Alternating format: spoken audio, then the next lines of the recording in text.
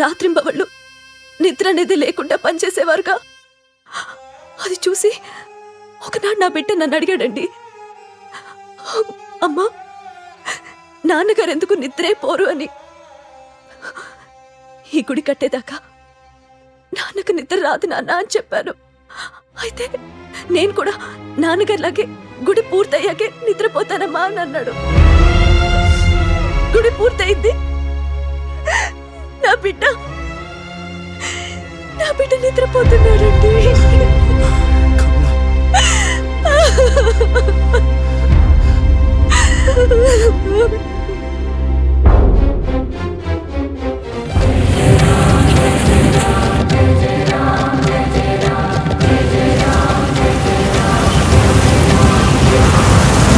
హనుమా, పంచముఖాంజనేయుడివై వెళ్ళి ఆ పసివాడి పంచప్రాణాలను పరిరక్షించు.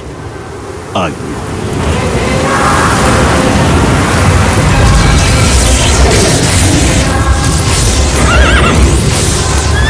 జయ జయ మహాశక్తి మహితా ప్రమేయ, జయ జయ మహాకాయ మృదు హృదయ సదయ, జయ జయ మహారామ భక్తి రస నిలయ, జయ విజయ పంచముఖ విజయాంజనేయ, విజయాంజనేయ.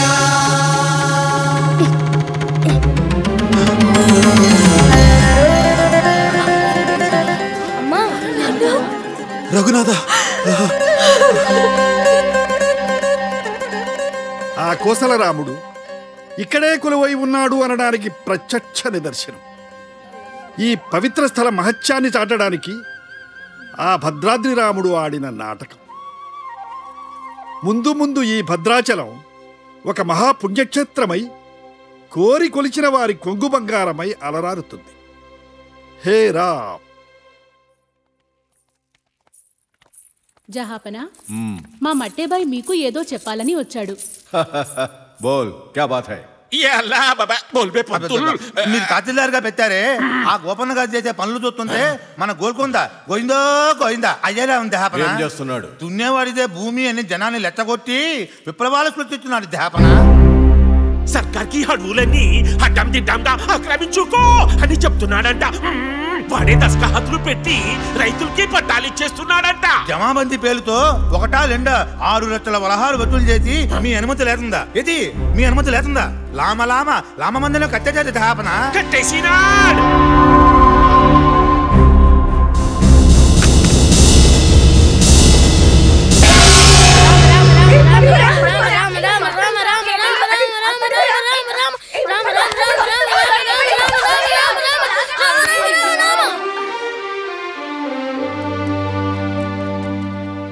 రామనామంతో ఆటలు కూడా ఆడుకోవచ్చనే ఆలోచన నీకెలా వచ్చింది రఘునాథ? మీరు కూడా ఏ పని చేసినా రామ అంటూనే చేస్తారుగా. అమ్మా, విత్తు ఒకటైతే చెట్టు మరొకటవుతుందా రామదాసు? ఆ రామయ్యను నువ్వు గుడిలో పెట్టావట, ఆయనేమో నిన్ను తన గుండెల్లోనే పెట్టుకున్నాడట. అందుకని ఇప్పటి నుంచి నిన్ను రామదాసు అని పిలవాలని ఆయన నా కలలో కనిపించి చెప్పాడు. రామదాసు. శ్రీరామదాస్ గారికి, శ్రీరామదాస్ గారికి, శ్రీరామదాస్ గారికి. కమలా, నేను రాముడు వాడినైపోయాను. నేను శ్రీరామదాసుడని ఆ రామయ్య అన్నాడట. నా జన్మ ధన్యమైంది కమలా, ధన్యమైంది.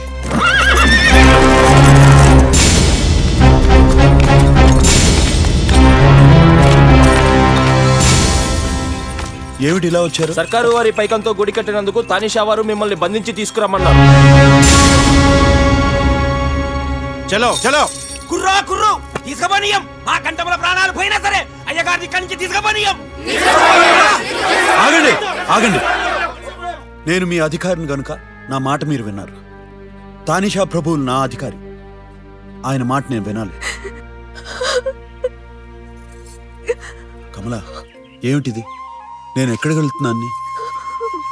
రాముడి గుడి కట్టినందుకు కృష్ణుడు పుట్టిన చోటుకేగా. నా రామచంద్రుడిని భద్రంగా చూసుకుంటావు కదా. ప్రతిరోజు గుడిలో పూజలు భజనలు చేయించాలి. ఏం తప్పు చేసినాడయ్యా? ఆ ధర్మరాజుకే ఇంత కట్టం వచ్చింది. ఏం తప్పు చేసినాడు?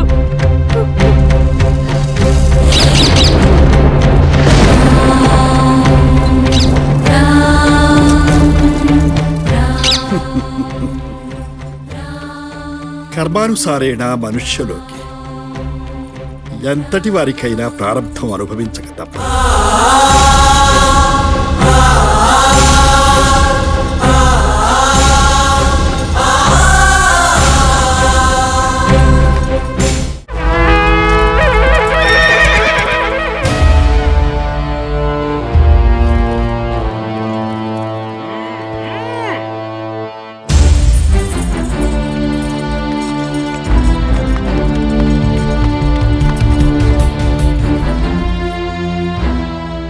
అనుమతి లేకుండా సర్కార్ పైకం ఎందుకు దుర్వినియోగం చేశావు? అది దుర్వినియోగం కాదు జహాపన, సద్వినియోగం. అందుకు మా ఆజ్ఞ అవసరం లేదనుకున్నావా? మీ ఆజ్ఞ కోసం లేఖ రాశాను, అనుమతి రాలేదు. అందుకు సాక్ష్యం ఈ ప్రతాపగిరి పంతులు. అది దహాపన గడ్డివాములో నిప్పు దాటుకున్న పరిస్థితి నాది. మింగలేదు కక్కలేదు. కక్కాల్సిన సమయం వచ్చింది. ప్రభువులకు లేఖరాయి మహాప్రభు అని మొత్తుతున్నాను. ఈ ప్రాంతానికి నేనే ప్రభువులని ప్రకటించి గుడి కట్టేశాడు. ఇప్పుడేమో ఇలా అంటున్నారు. ఎలా చచ్చేది మహాప్రభు? ఇప్పుడు ఏమంటావు? మీకు ఈ కుయుక్తుల పంతులు వాక్యాలే ఖురాన్ వాక్యంలా వినిపిస్తే ఏ శిక్షణ విధించండి, సిద్ధంగా ఉన్నాను. సచ్ కह रहा हूं जहापना, ये बदिया भैंसा भैल सत्तर ये खिल्ला सरबारा सब ठाट पड़ जाएगा जब लाट चलेगा बंजारा, मगर हमेशा के लिए रह जाएगा ये राम मंदिर, ये राम मंदिर, ये राम मंदिर. ఈ అధికారాలు ఆడంబరాలు అట్టహాసాలు అన్నీ అశాశ్వతం. రామ మందిరం మాత్రమే శాశ్వతం.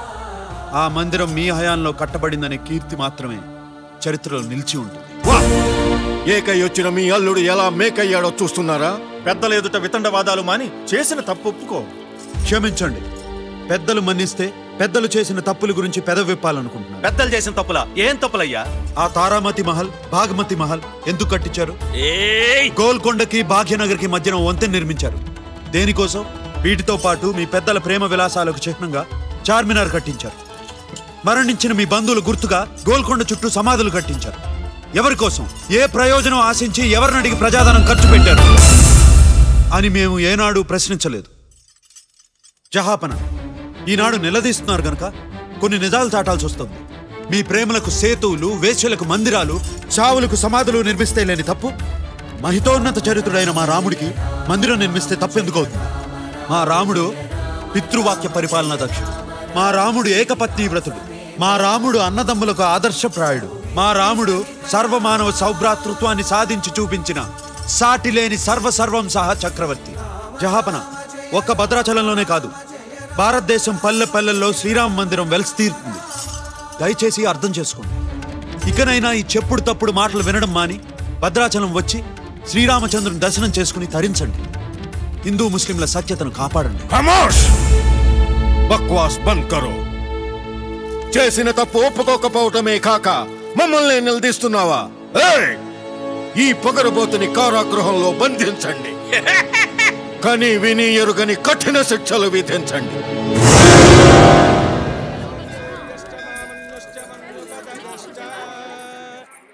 అమ్మా, నాన్నని బందికానలో బంధించారంటమ్మా. చిత్రహింసలు చేస్తున్నారంటమ్మా.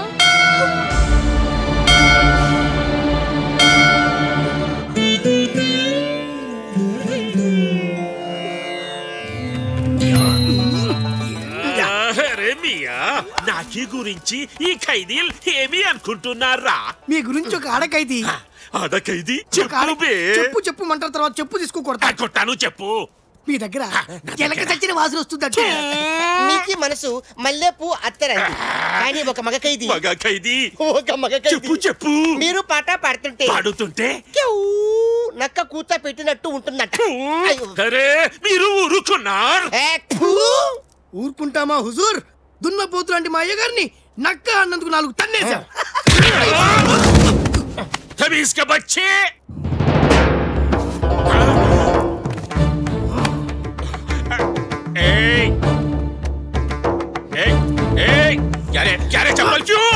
క్యా కహా ఆప్నే?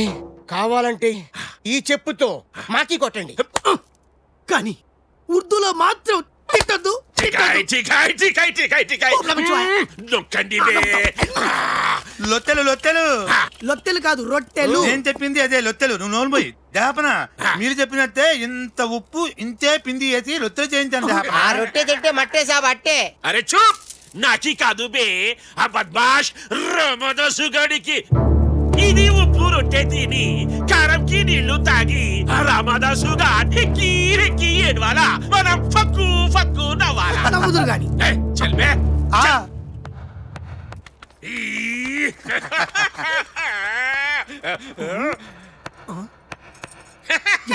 లోపలేదో శబ్దం వస్తున్నది. అరే ఇది రొట్టె ముక్కలు తిన్న తర్వాత కప్చప్ అయిపోతాది. తించునే